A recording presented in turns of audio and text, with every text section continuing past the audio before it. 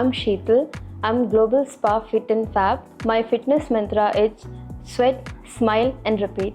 Yes, my wellness fitness philosophy is 30% mentally, 30% physically, and 30% technically, and 10% luck. सो मेरा morning का जैसे हम morning से स्टार्ट करते हैं तो मॉर्निंग पे 5:30 मैं उठती हूँ। उसके बाद मॉर्निंग पे नॉर्मली योगा वगैरह करके फिर उसके बाद रनिंग के लिए निकल जाती हूँ with load at least 15 to 20 kg weight लेके मैं वॉक करना शुरू करती हूँ। वापस आके खाना वाना खा के फिर जो भी मेरा डेली का रूटीन रहता है वो करने के बाद पे शाम को 6:30 फिर से मैं वॉक करने के लिए निकलती हूँ। जब मैं नॉर्मल सिटी एरिया पे रहती हूँ उस टाइम पे, और जैसे 6 बजे के टाइम पे शाम को मैं फिर से निकल जाती हूँ वॉक के लिए विथ लोड लेके, और उसके बाद वहीं से सीधे जिम, और उसके बाद वापस आके अपना अच्छे से डाइट वगैरह लेके और उसके बाद सो जाती हूँ। और जैसे हम लोग साल पे मैं 3 मंथ्स माउंटेन्स पे रहती हूँ, क्योंकि फ़िटनेस के लिए सिर्फ रनिंग इससे नहीं होता, क्योंकि हाई एल्टीट्यूड का भी बहुत ज़्यादा उसमें रोल रहता है। तो उसमें वहाँ पे जाके जो विंटर्स पे स्नो कंडीशन रहता है, हैवी स्नो पे जैसे 3 फीट 4 फीट पे, वहाँ पे मैं अपना स्ट्रेंथनिंग का करती हूँ कि लोड लेके उसके बाद न्यू रूट ओपन करना और वहाँ पे से चलने के लिए। और हाई एल्टीट्यूड में जैसे डेली का 6000 7000 इतना मतलब का गेन करना डेली का डेली एल्टीट्यूड, और वहाँ से मेरा 3 मंथ का एल्टीट्यूड गेनिंग स्टार्ट हो जाता है। इसके पीछे भी बहुत बड़ी जर्नी है, क्योंकि मेरा जितना चाइल्डहुड था वो बिल्कुल भी अच्छा नहीं था, और मेरी मम्मा ने भी काफ़ी सारी चीज़ें फ़ेस की है, मैंने भी बहुत सारी चीज़ें फ़ेस की हैं। बट धीरे धीरे करते करते ऐसा हुआ कि हाँ नहीं, अभी कुछ करना है लाइफ में। और मेरे को पहले एनसीसी बहुत ज़्यादा पसंद थी, तो मेरे को एनसीसी, और मेरे सबसे ज़्यादा रोल मॉडल तो मेरी मम्मा हैं, क्योंकि उन्होंने भी बहुत सारे कॉम्प्रोमाइज़ किए अपनी लाइफ पे। क्योंकि मैं जिस गांव से, मैं एक छोटे से पिथौरागढ़ में सलमोड़ा गांव है, तो वहाँ का लोगों का मेंटलिटी, थोड़ा सा छोटा गाँव है तो गाँव पे वीमेंस के लिए मेंटलिटी बहुत ज़्यादा ख़राब सा रहता है। तो उससे मेरे को भी प्रॉब्लम होती थी। मैं तो बचपन में मेरी 2-3 बार तो कितना शादी का प्लान कर दिया, ये कर दिया वो कर दिया, लेकिन काफ़ी सारी मुश्किलों से मैंने एनसीसी जब ज्वाइन किया, उनसे फिर मैंने माउंटेनिंग करना शुरू किया। कि फर्स्ट एनसीसी ने मुझे इंट्रोड्यूस कराया माउंटेनिंग के लिए।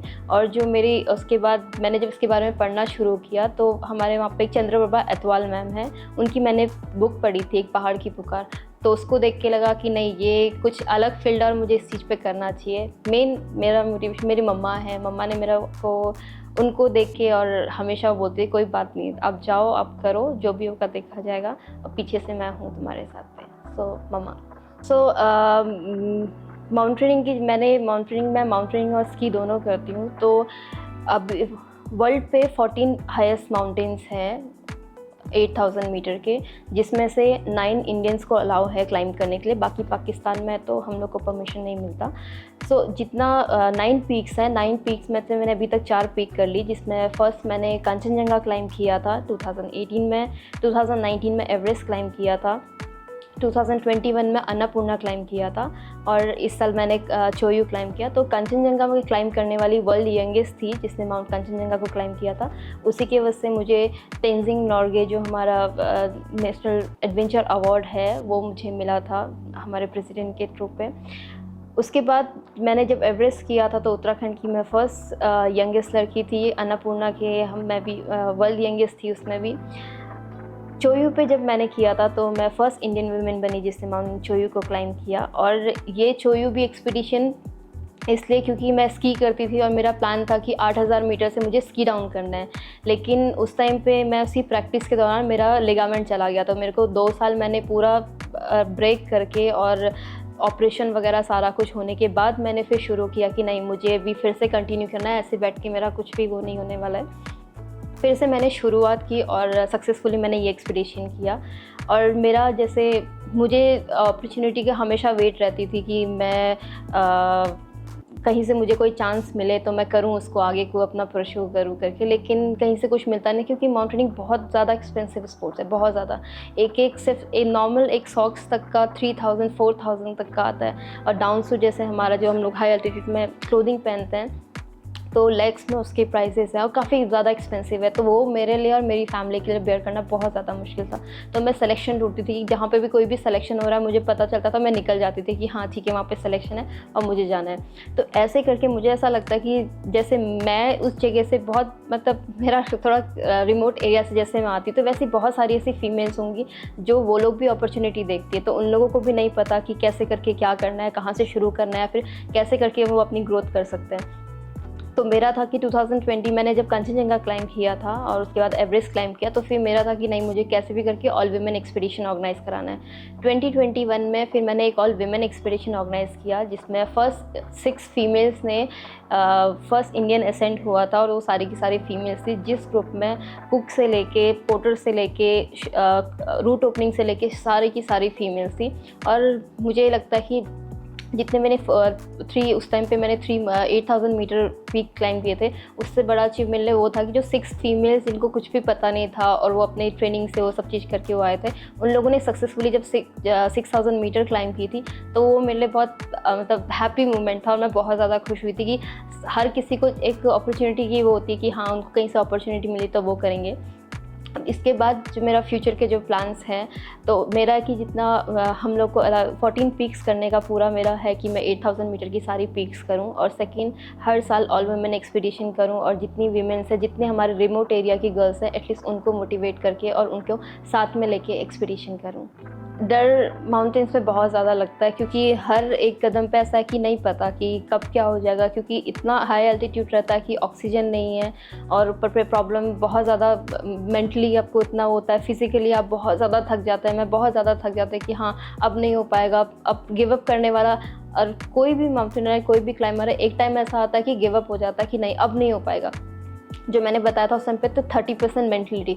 तो अगर मेंटली अगर मैं थक गई कि नहीं अब नहीं हो पाएगा, तो फिर बहुत मुश्किल है। और उस टाइम पे बस मैं एक चीज़ सोचती हूँ कि कभी कभी ऐसा माउंटेन्स में ये होता है कि पता नहीं अब ये लास्ट टाइम तो नहीं है, मैं अपने पेरेंट्स लोगों से मिल भी पाऊँगी कि नहीं मिल पाऊँगी, अब पता नहीं उनको मैं देख भी पाऊँगी नहीं देख पाऊँगी, क्योंकि मैंने 2 महीने का एक्सपीडिशन रहता है, नहीं पता ऊपर पे क्या होगा, किसी को नहीं पता। मेरे सामने कितने लोगों की डेथ हुई है, मेरे सामने किसी का फिंगर चला गया, किसी को कुछ इश्यूज़ हो गए।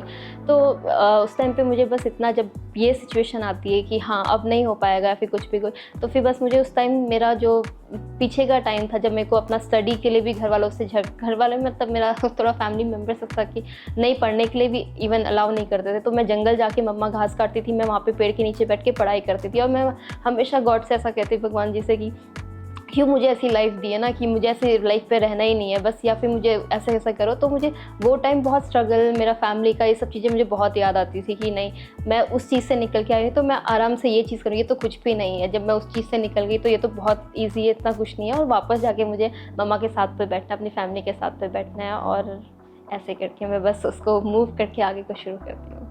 वो सबका सब, ये जितनी भी जर्नी है ना, वो मेरी जितनी भी जर्नी है वो मेरी बचपन से रिलेट करती है। क्योंकि मैं जैसे बताया कि जैसे मैं अपना पढ़ाई भी मैं वहाँ पे करती थी, जब मैं उस एरिया, क्योंकि मुझे घर पे नहीं, क्योंकि घर का डेली का ऐसा शेड्यूल था कि बस ये रहता था कि बस ये आज का दिन निकल जाए, बस आज का दिन निकल जाए, कल देखेंगे। लेकिन जब मैं वहाँ पे जाती थी, जंगल पे जाके मैं पढ़ाई करती थी, तो वो जो पीस था ना, वो मुझे ऐसा लगता था कि हाँ शायद ये चीज़ मेरे लिए बेस्ट है। मतलब यहाँ पे मैं खुश हूँ और मेरे को एकदम शांति से, और मैं अपने लिए खुद के बारे में सोच पा रही हूँ खुद के लिए। मतलब माउंटेन से ऐसा था कि जैसे घर पे मेरी मम्मा मेरा केयर करती है, तो माउंटेन से मुझे लगता है कि वो मेरी मम्मा है और वो मेरा केयर करती है। और टचवुड अभी तक कुछ भी ऐसा नहीं हुआ कि छोटा सा भी कोई ऐसा वो नहीं हुआ। और हमेशा, जैसे मैं अपना एक इंसिडेंट बताऊंगी कि कंचनजंगा जो मेरा फर्स्ट 8,000 था, वो बहुत डिफ़िकल्ट माउंटेन है। उसका सक्सेस रेट ही 15 to 20% है। तो जब मैंने उसको क्लाइंब किया था और जब मैंने फ़र्स्ट टाइम उसको देखा था, तो वो कंचनजंगा, उसको स्लीपिंग बुद्धा बोलते हैं हमारे इंडिया की तरफ से, यहाँ से अलाउ नहीं है, तो हम नेपाल की साइड से चढ़ते हैं। जब मैंने उसको फर्स्ट टाइम माउंटेन्स उसके बारे में मैंने पढ़ा, उसका सक्सेस रेट नहीं है, ये नहीं है, सक्सेस नहीं होता, ये नहीं होता। 2013 से उसका एक्सपीडिशन नहीं हुए थे, हमेशा अनसक्सेसफुल, बहुत डेंजरस है, ये है। 2018 में जब सक्सेसफुली सबमिट हुआ, तो मैंने जब फर्स्ट टाइम माउंटेन्स को देखा, वो बस ऐसे बोल रहा था कि हाँ शीतल कितने सालों से वेट कर रहा था, आ जाओ जल्दी आ जाओ। सो ऐसा फील होता है कि जैसे वो मेरा वेट कर रहा है, जस्ट जाके मैं उनको हग करूँ। सो मेरे को हमेशा मन होता है कि हाँ ठीक है, अब मैं इस पे जाएगा। लाइक जितने 8,000 मीटर है, तो ऐसे सिस्टर्स है, वो उनका ब्यूटी बहुत सुंदर है। जब हम ऊपर टॉप में होते हैं, तो उनका जब सनराइज़ होता है, मेन सनराइज़, क्योंकि कांचनजंगा में जब मैंने देखा था, हम लोग बहुत जल्दी इवन 3:30 में हम लोग समिट पे थे। जब वो सनराइज़ होता है तो वो मोमेंट मैं एक्सप्लेन नहीं कर सकती, बट वो बहुत बहुत ज़्यादा सुंदर होता है, बहुत ज़्यादा। और वो चीज़ मेरा फैमिली से कनेक्ट करता है, कहीं ना कहीं वो मेरा पास से कनेक्ट करता है। तो आई एम सो हैप्पी कि हाँ ठीक है, वहाँ पे मेरी मम्मा है तो यहाँ पे ये मेरी मम्मा है मेरा केयर करने के लिए, तो मुझे कुछ नहीं होगा और मैं दोबारा से ज़रूर आऊँगी उनसे मिलने के लिए। जब मेरे को मेल आया था और उसके बारे में सब कुछ लिखा था कि फिट एंड फैब ये चीज़ है और ये चीज़ करता है, उसमें मेरे को नॉमिनेट किया और मुझे उसके लिए सेलेक्ट किया, तो मैं बहुत ज़्यादा खुश थी कि ठीक है, मुझे मतलब कि इसके लिए अवार्ड के लिए सेलेक्ट किया गया और मुझे इनवाइट किया। मैं बहुत ज़्यादा खुश हूँ। और अभी मुझे पता है कि जैसे अगर मेरे को ये चीज़ मिला तो अभी मेरे जितना गर्ल्स है वो लोग भी इसको देख के ज़्यादा मोटिवेट होंगे और वो भी डेफिनेटली आगे आके कुछ करेंगे। Thank you so much global spa इस अवार्ड के लिए। Thank you so much.